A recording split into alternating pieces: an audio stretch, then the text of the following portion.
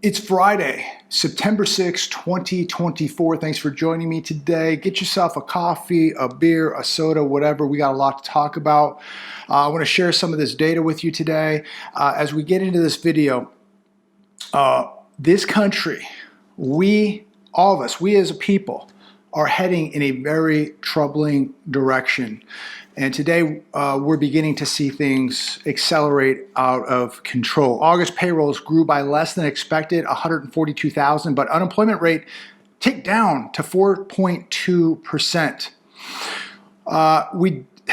More trouble. We got a July revision of the job numbers, of the payroll numbers. July was revised down 25,000. June revised down 61,000. That's a total, just in 2 months, of 86,000. 86,000 job revisions in just those 2 months. Full-time jobs fell by 438,000. Part-time jobs increased by 527,000. So the good news is unemployment went down from 4.3% to 4.2% if you really believe these numbers.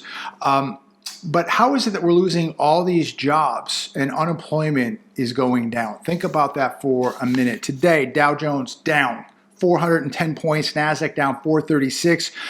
Gold had held pretty steady, down around 20 bucks. Bitcoin, as I make this video, is down nearly $3,000, sitting at around $53,000.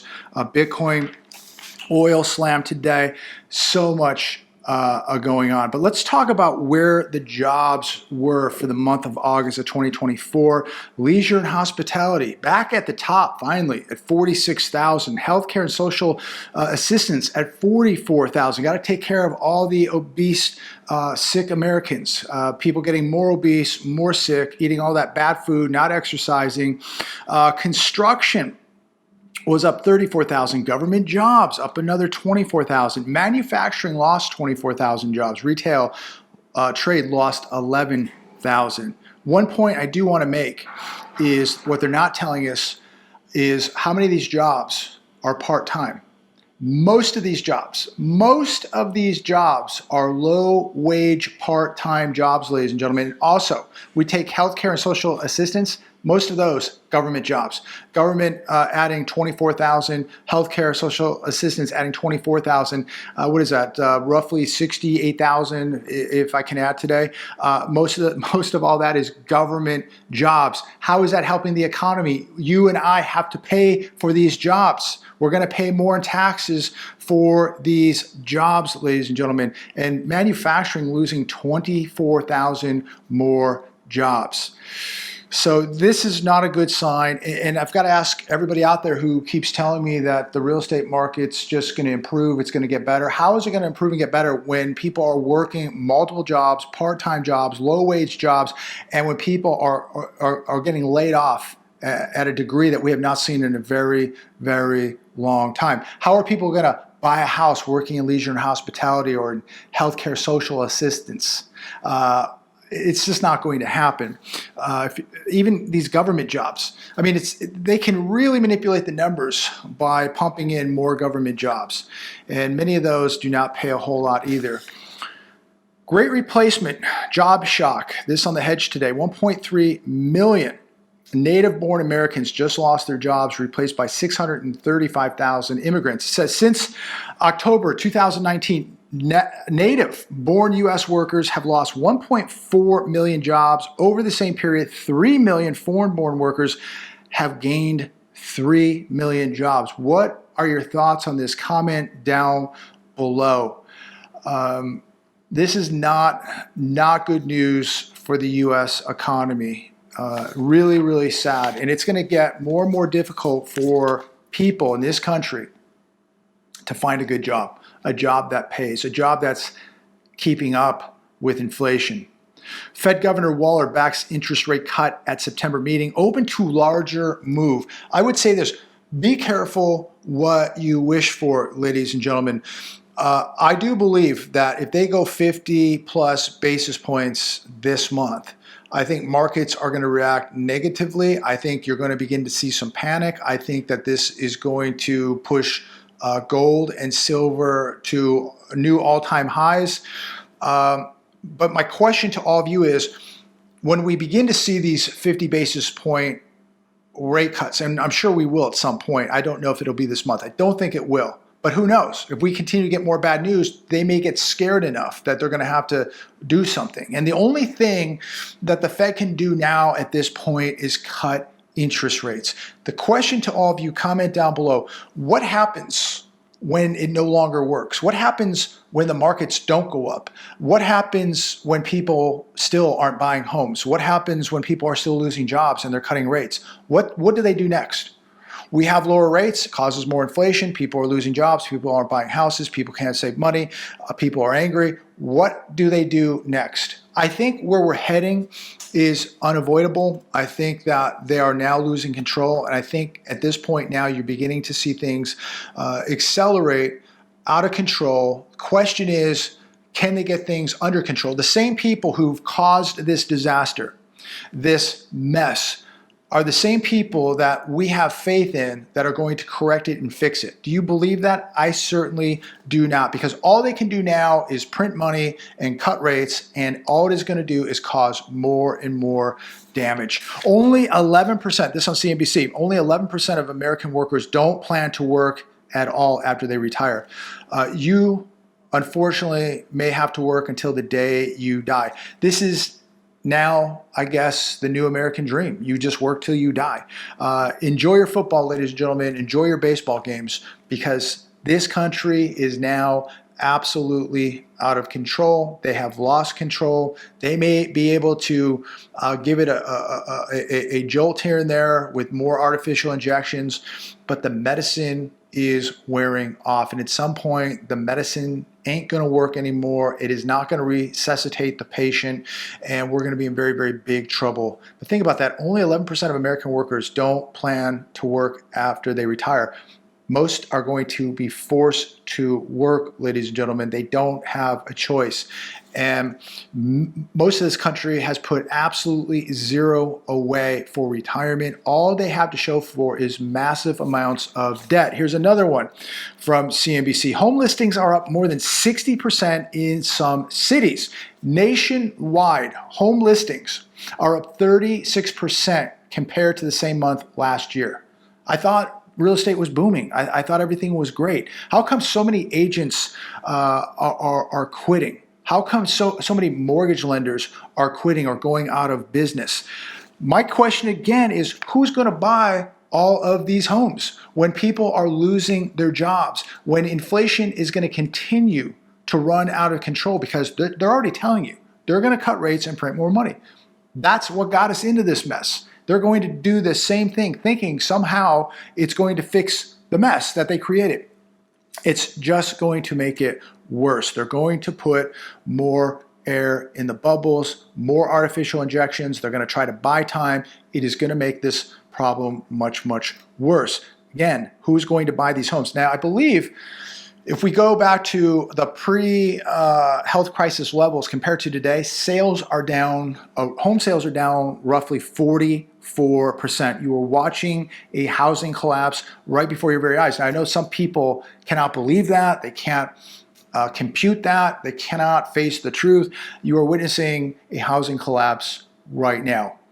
Home sales are at record lows. People who are filling out applications at a record low. The amount of homes, what was it, July? We saw 65,000 homes fall out of escrow. Literally, I think 17% of all escrows last month or the month before fell out of escrow. This is not normal. And why is that? It's because people are getting denied. They cannot qualify for a loan. And we are now just beginning to see this layoff tsunami begin. So be careful out there. Do what you have to do to keep that job, and make sure you're putting cash reserves away for a rainy day. TheEconomicCollapse.com. Death of the consumer economy. Over a third of U.S. adults now struggle to pay their most basic expenses. This is sad. This is reality, though, ladies and gentlemen. This is why you must continue to prepare. This is why I've been telling you, shouting at you for years to be preparing, because this day would come. And we're not there yet, but it's coming. What is this going to look like 6 months from now? What does this economy look like by the end of this year? beginning of next year? I have no idea. I do believe it's going to look worse. Consumption spending makes up 2/3 of the U.S. economy on average. So as the U.S. consumer goes, so goes the U.S. economy. The U.S. Census Bureau discovered through a survey that 37% of U.S. adults now struggle to pay their most basic expenses each month. Does this sound like a booming economy? Does this sound like a first world nation? Does this sound like the wealthiest nation on planet Earth to you? What is going on here? There ain't no money left, ladies and gentlemen, for people to go out and blow it at retail stores and restaurants. You are watching less people sitting at those restaurants. You're seeing more restaurants go out of business. This is getting very, very concerning. In the article, it has a percentage of adults that are struggling from state to state. Just to name a few of them. Mississippi, 49.5% of adults in Mississippi are struggling, just able to pay their basics, their basic needs. Alabama, 45.5%. West Virginia, 43.5%. Yet remember that employment prospects are plunging at the same time. This is not good. Very, very bad. Florida, 41.8%. New York, 40%. Texas, 37.5%. California, 37.5%.